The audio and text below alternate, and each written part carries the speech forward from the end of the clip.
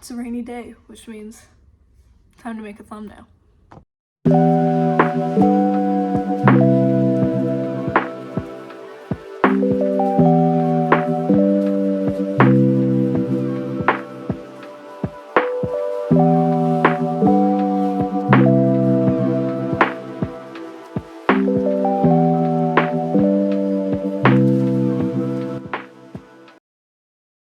Hi, hello. Hope you're having a truly spooky October season. My October has been less than spectacular thus far, but hopefully the books I have on the docket for today will change that around. Now, I've been delving quite deeply into the realm of queer horror recently. I saw the TV Glow, and I could talk for lengths about how much I loved that movie. Jane Schoenbrun, love you. They're my idol. They're my idol, period. But I thought I would delve into the world of queer horror books because there are a lot of them that I didn't know about and I haven't read, even though some of them I've owned for years and haven't gotten around to. So this month I have, I think, 6 books that I'm gonna try and get to. We'll see how many I actually end up getting to, but I do have 6 lined up. And I have this convenient little Yeti of Post-it notes to help me choose my first read, because I am nothing if not indecisive. So, the Yeti of Fate, let's see what it holds. Feeling good about this one. Ooh, and we're starting off with a book I've truly been wanting to read for ages. The Spirit Bares Its Teeth. By, I believe, Joseph White. I also have Hell Followed With Us on this list, so yeah. Now, how these reviews are going to work is I'm going to be rating these books on, my enjoyment level, on how I normally rate books, but also, how uncomfortable did they make me feel? How much of the queer experience did I think it conveyed? We're going to be getting into all that kind of stuff. I've heard that Joseph White does a lot of body horror, which I'm very, very much so looking forward to. I think it's going to be neat. It's going to be a good time. I'm going to have fun. So without further ado, let's get into it. It is several hours later, and dark, because I got very distracted, but here we go.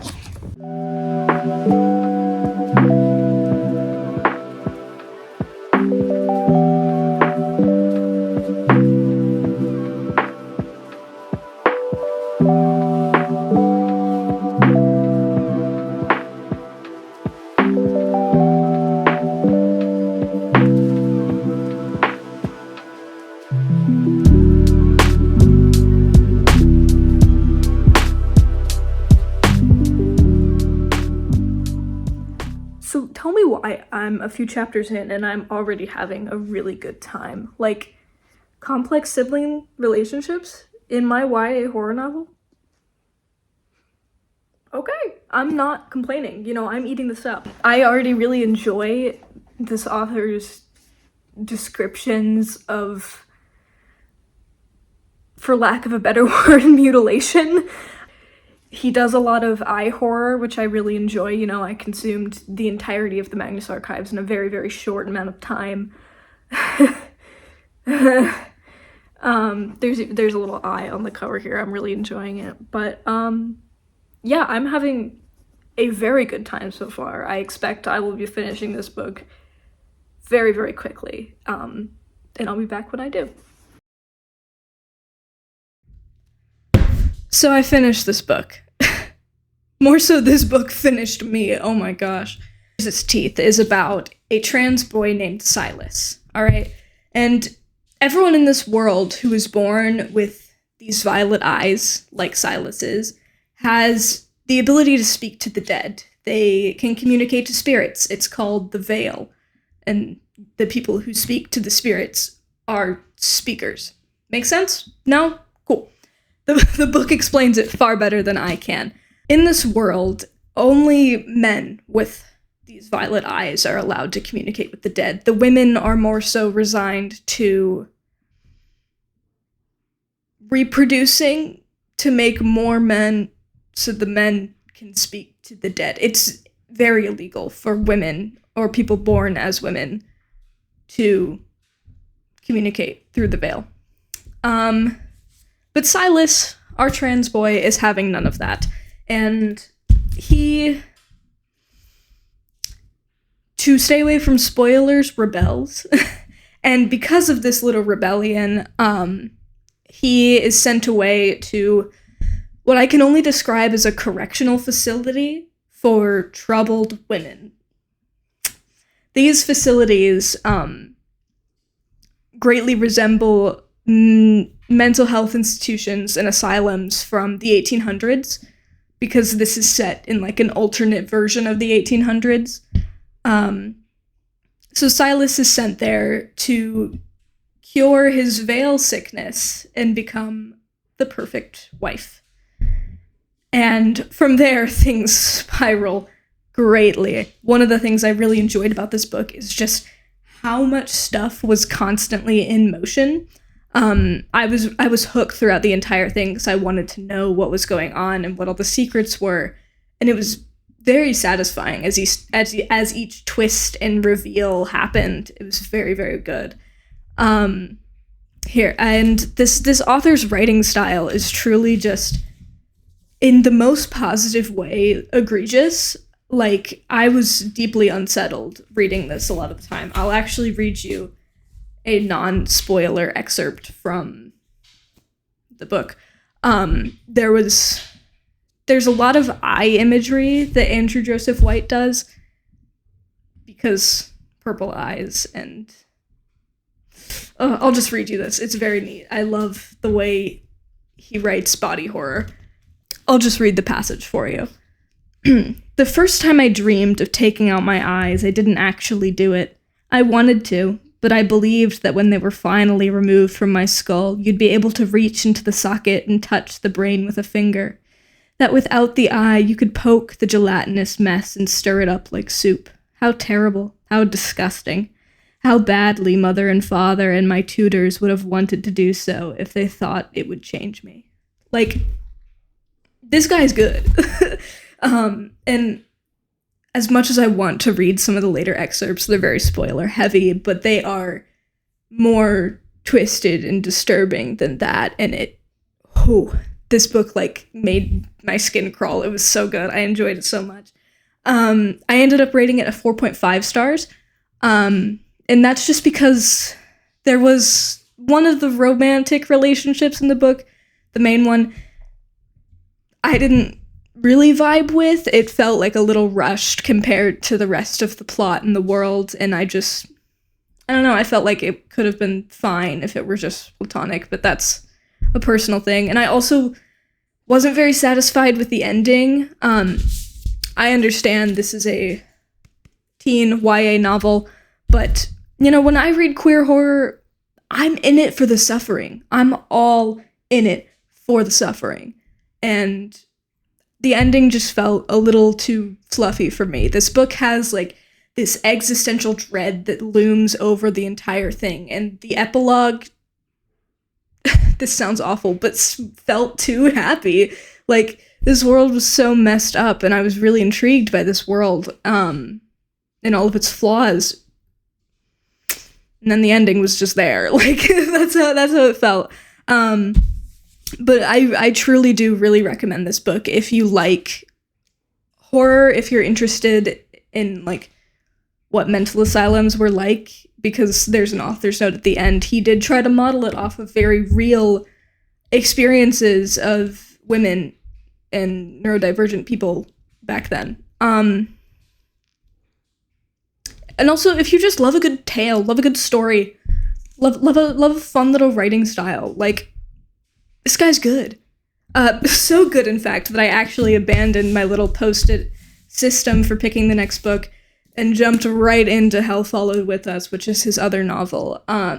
As you can see, it'll ruin the continuity of the video, but I'm already a decent way through it and moving at a very rapid pace. This is what I will be spending my evening and probably most of tomorrow just losing myself in. Which is a good feeling. You know, I'm really enjoying it. But right now, I have a haunted jail tour to get to, so, you know, after all that Halloween fun, religious trauma awaits. I hope they play Hot to Go. This is a jail.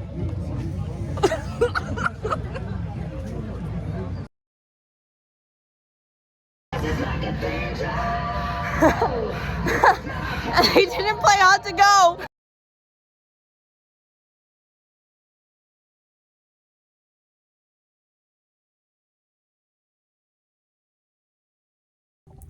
So this book is set in like the apocalypse, right? And I know I should be taking it more seriously than I am, but I'm kind of enjoying like the absolute tea that is the love triangle that's going on. Like, hello? I didn't expect this. I'm having a good time though. Like, I'm kind of eating it up. There you go, Nick says. Thought we lost you for a second. There's room for this? In the apocalypse, there's room for this? Okay. Literally just a couple chapters later, and we get I made a bunch of really, really bad decisions, and this is all my fault. Please don't be mad. I am divine retribution, but I'm also just a scared little kid, and God, why would you call me your friend?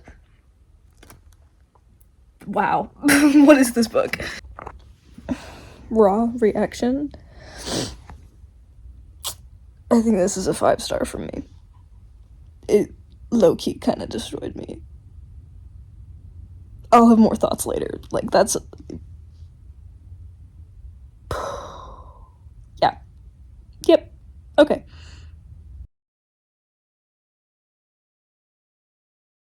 Hi. Hello. Welcome back.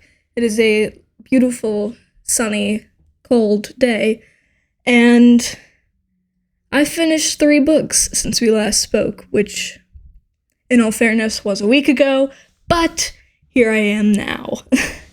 So, the first book I finished was Hell Followed With Us. If we could get a quick recap of how that went for me.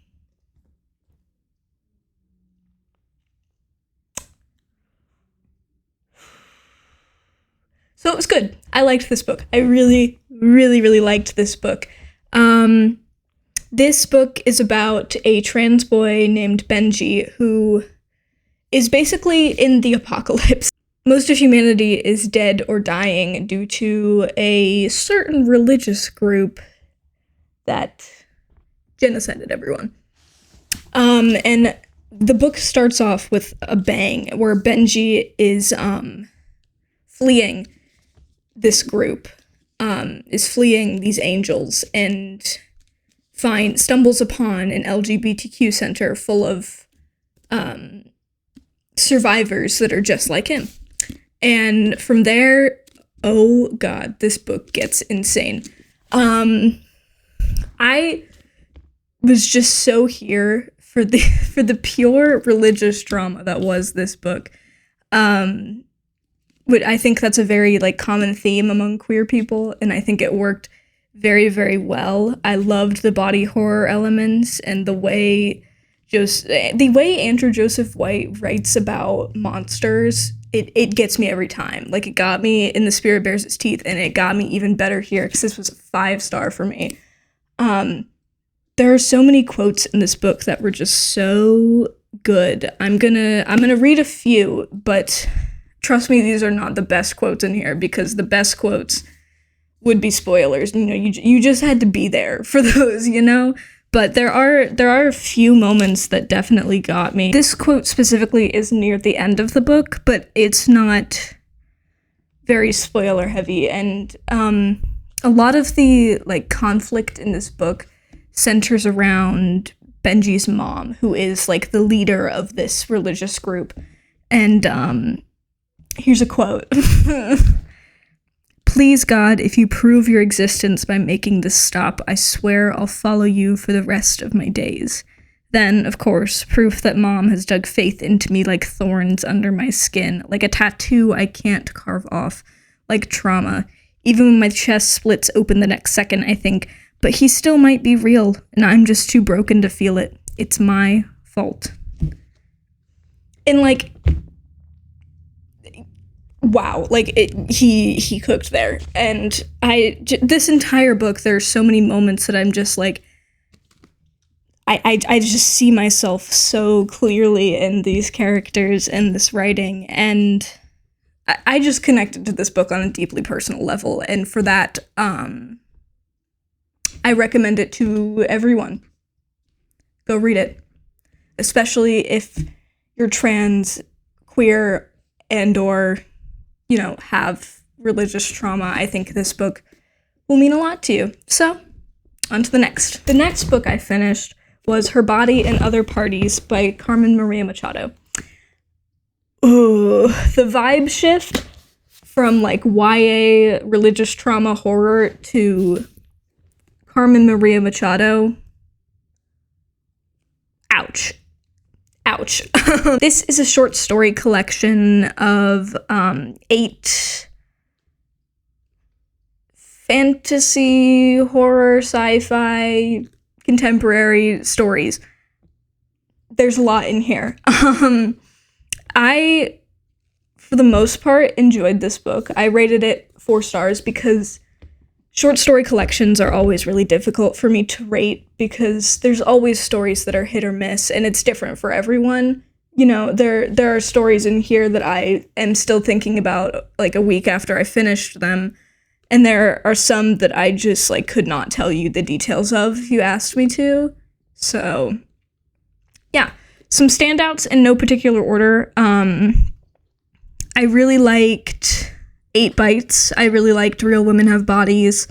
I also really liked Especially Heinous, which was the long, strange Law and Order SVU story. I was a big fan of that one.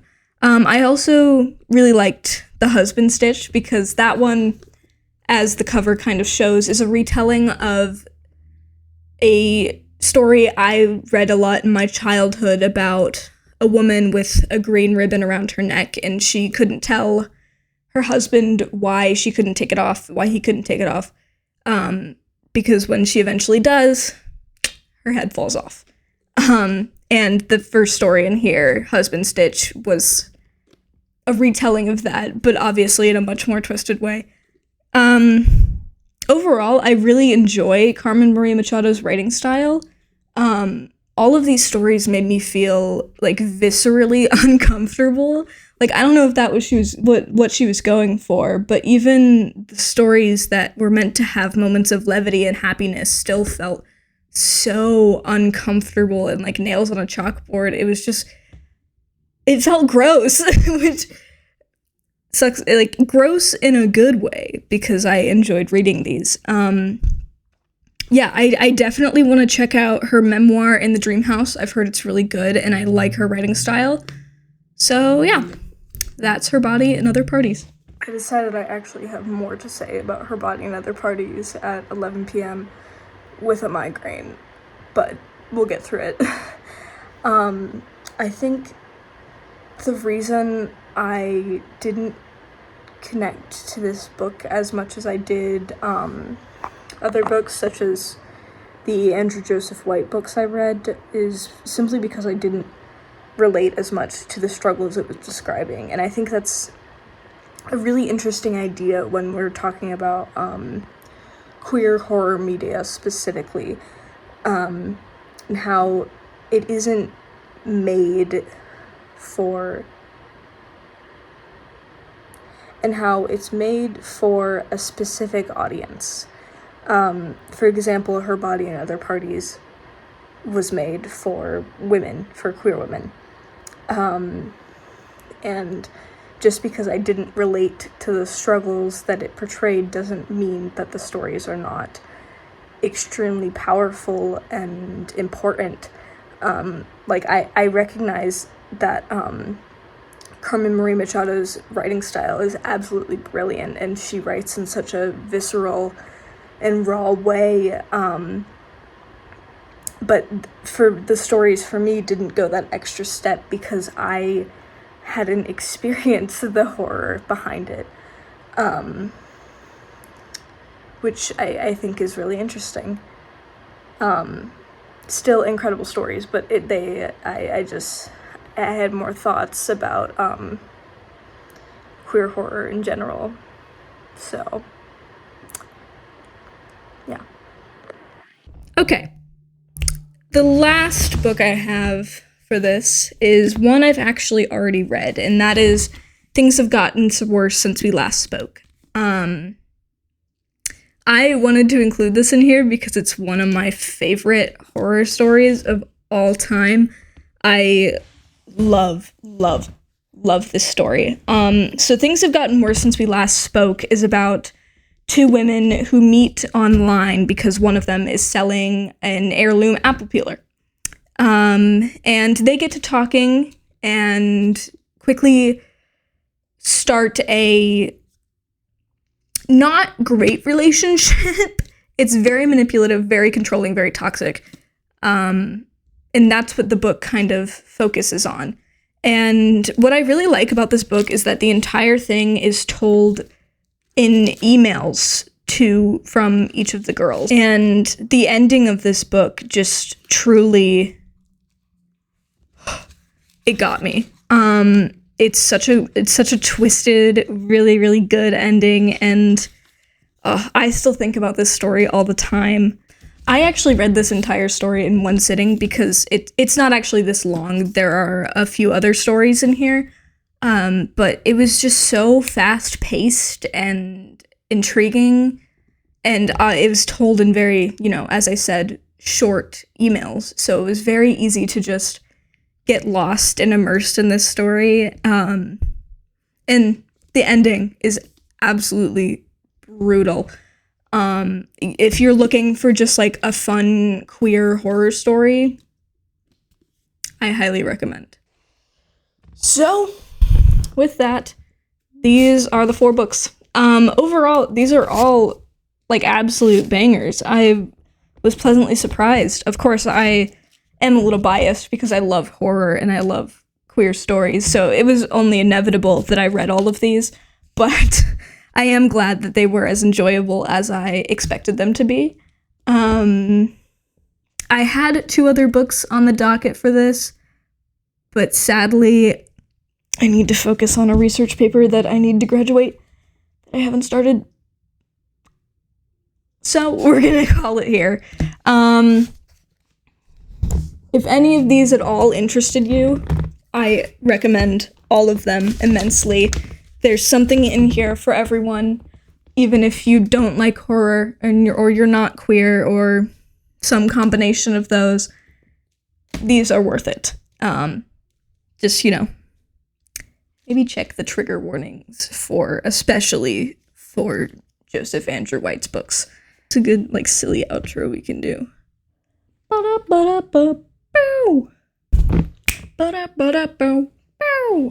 Alright, that's enough of that. This is not my beautiful house. This is not my beautiful life.